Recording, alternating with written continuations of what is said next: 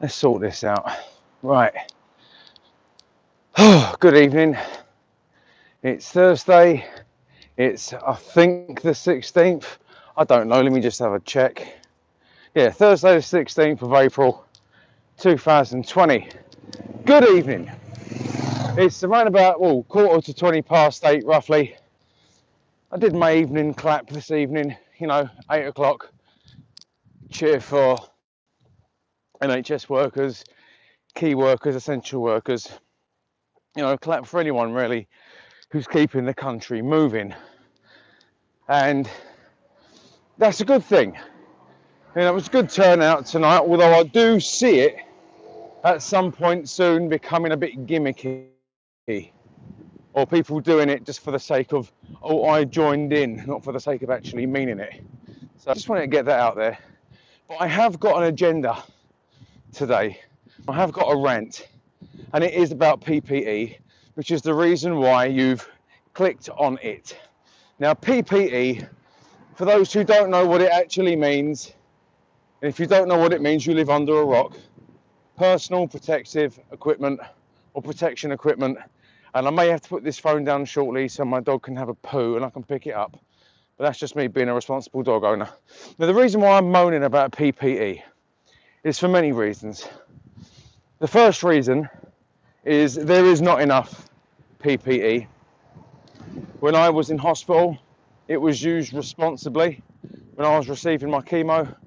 And to be fair, in those types of wards, hematology wards, nurses they do have a certain type of training which is slightly different, and they require, if you go into a room, to put a fresh pair of gloves on before going in, a fresh apron and a mask if needed, and then that what they've used for that one patient is then discarded in the bin in the room before leaving. But also before leaving is wash hands. Oh, and by the way, it's wash hands before going in, then put your stuff on, take it off, put it in the bin, wash your hands, then leave. It's just the way it's done.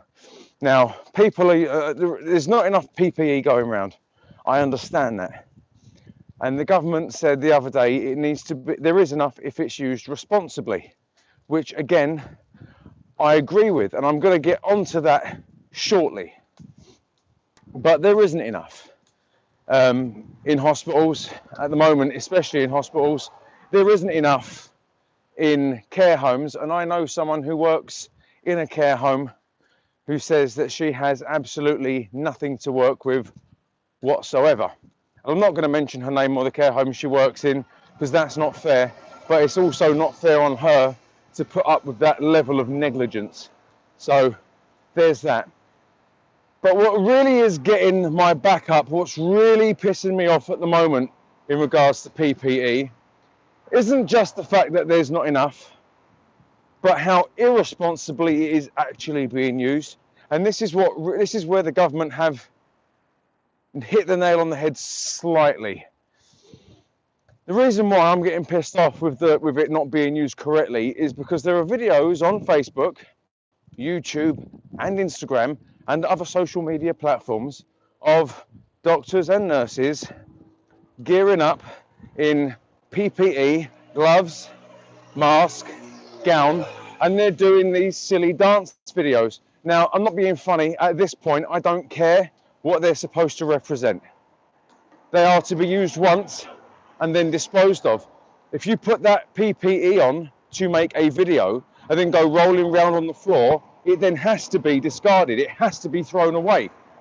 It has to be thrown away. It gets used and then thrown away. That's why I'm getting the ump with it. You can't just say, oh, but maybe they've used it already. Maybe they've dealt with a patient already. No, because then that's even worse. Because then if they've then seen a patient wearing that stuff and then they're doing videos wearing that PPE, they could be spreading all kinds of stuff on the floor or to each other. PPE is not for making videos with. It gets used, it then gets disposed of, and then new PPE gets put on to deal with the next patient. That is how it works. It is not for making videos for Facebook YouTube and Instagram with silly dance videos or challenges. It's not for that. It's annoying because you are the first people, and rightfully so too, to complain that there's not enough PPE, and there isn't enough. But when it's being used like that, all I can say to you is shame on you, knowing full well that your resources are limited, not by funding, but limited by the logistics of it. It is limited by how quick it can get to you, not by how much money it costs, but by how long it takes to get to you and how much gets to you. To find that you're squandering it on making stupid fucking videos. I don't care how much morale it picks up. I don't care how it brings people together and blah, blah, blah. I don't care for seeing silly videos and silly rolling over each other on the floor challenges wearing personal protection equipment when there is fuck all to go around. It's not fair, because what you're doing is you're spreading contaminated clothing on the floors, or you're using it for that video, then discarding it. Very irresponsible, and I'm very annoyed at that. And I'm not just the only one annoyed at this. There's a lot of people who work within the NHS who are getting really annoyed with this. There's a lot of people in care homes. Like I said, I know someone who works in a care home that has access to no PPE, and it's annoying her because she needs that kind of equipment, and it's being pilfered by people making stupid fucking videos. So there's my little rant. There's my little rant. As you may be aware, 2 weeks ago, I made a prediction of confirmed cases in the UK of between 95 and 100,000. And yet again, I was bang on with the prediction because it was at least 98,000. So far, over the course of 6 weeks, in 2-week predictions, I've made these predictions and they've been spot on. And I didn't make a prediction on the death rate 2 weeks ago because it is varying on a daily basis. But the number I had in my head floating around was 15,000. Now the death rate at the moment that we know of, as of today, is at least 13,000, not including deaths in care homes and at home. So if you do include those, then yet again, I'm more than likely bang on the money. Now, being that I've been bang on the money for 6 weeks in a row, and it is 6 weeks that I've been bang on the money, I'm now wondering, as I'm someone with very little medical background knowledge, and I don't much deal in figures and statistics and this, that and the other, I saw those numbers in my head that I predicted as common sense numbers, the way things work out. I looked at it and I thought, well, this is what's more than likely going to be the case. So I'm not going to make any more predictions based on people suffering, because that's not fair. Too many people, unfortunately, are getting sick and are sadly losing their lives. And unfortunately, I've been predicting the amount of people that are currently becoming statistics. And that makes me quite sad. I'm going to call my friend back. A friend of mine just tried to call me. But no, that makes me quite sad. So what I'm going to do from now is, instead of predicting how many people are going to be infected and how many people die, what I would like to do is change it somewhat. And I'm going to make a further prediction beyond the deaths, beyond the cases. I'm going to say that the UK will come off of full lockdown and come off of full restrictions by either the end of June or towards the middle of July, where things start getting back to normal. And it's going to take at least a year for things to be not so much forgotten about, but brought under control, and for us to learn and build on the mistakes that have been made. So that's my prediction. That's my further prediction. What I also want to say is don't just so much spare a thought in this country, by the way, for people that are suffering with COVID-19. Don't just spare a thought for the people that have lost their lives in this country. At the moment, I can't stop thinking about poorer countries. India springs to mind quite a lot in my thought process at the moment. India is really concerning me because there are a lot, and I mean a lot, of very poor, underprivileged people over there with next to no access to any kind of medical provisions whatsoever.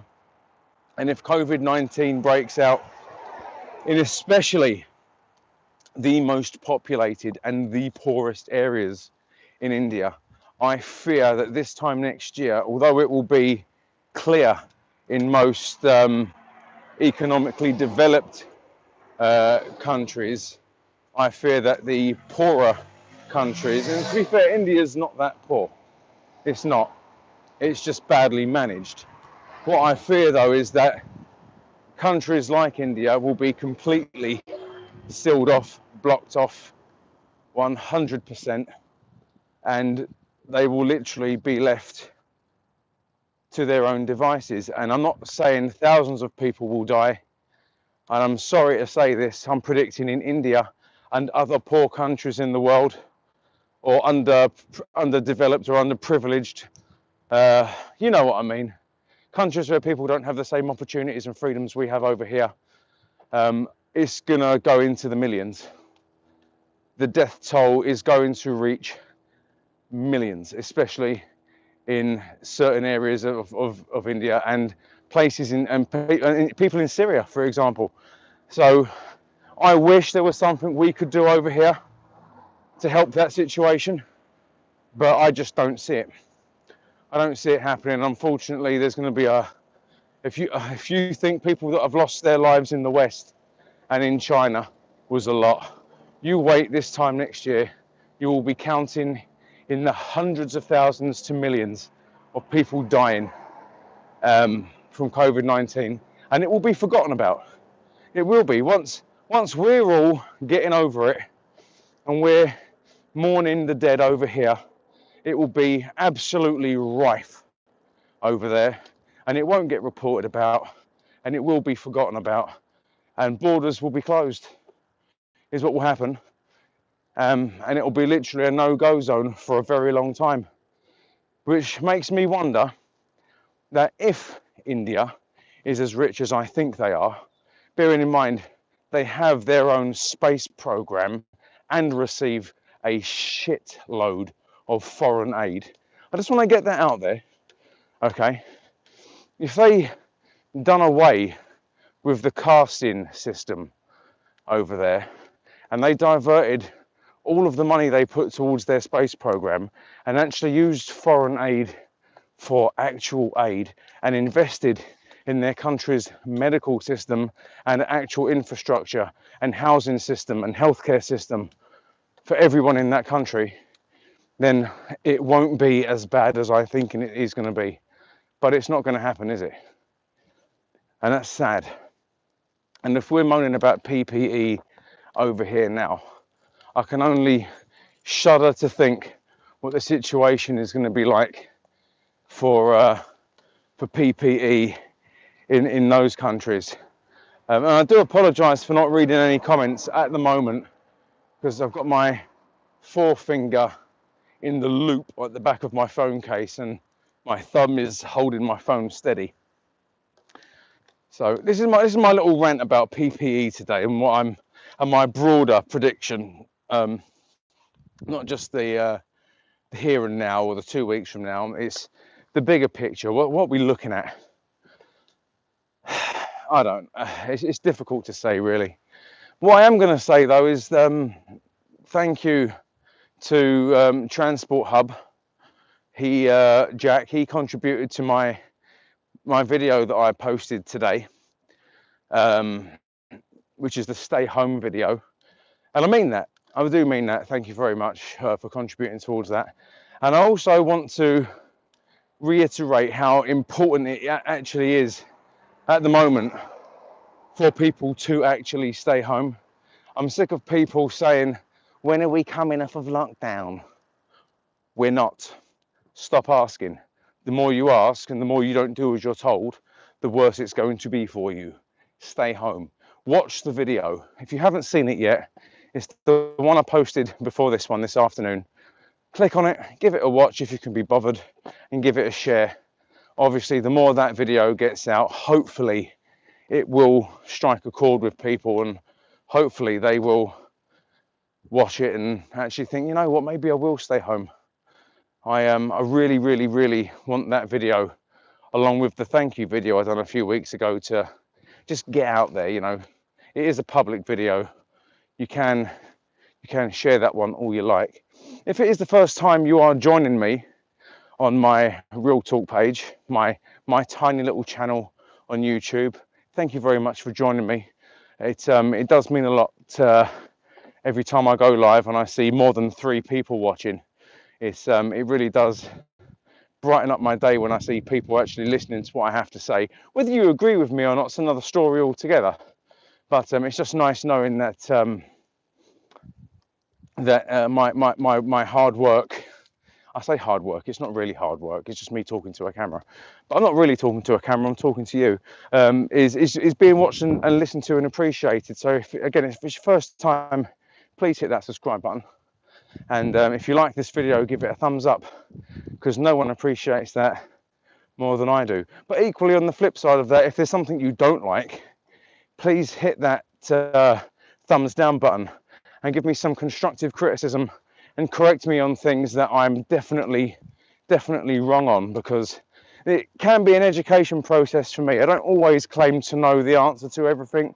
I don't always claim to be right about everything all the time.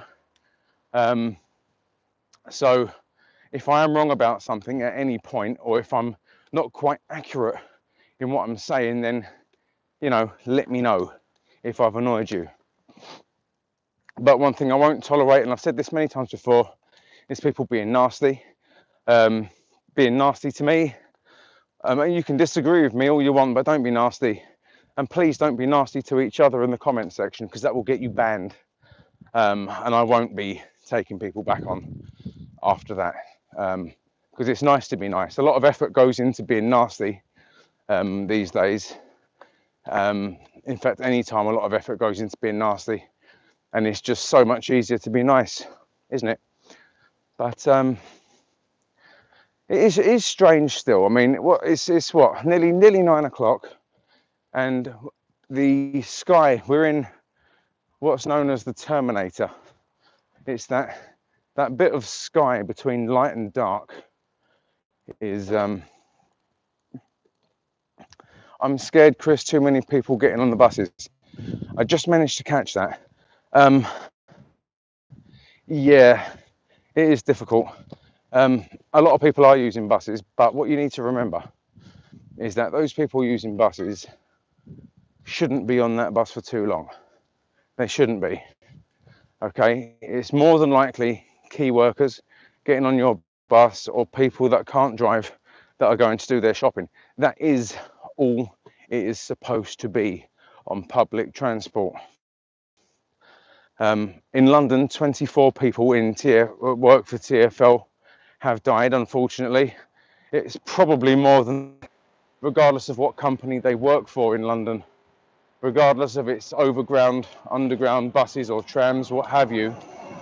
They're still my colleagues at the end of the day, and no one should be losing their lives. And I'm going to go on the record of saying this now. I'm going to be going on the record saying this.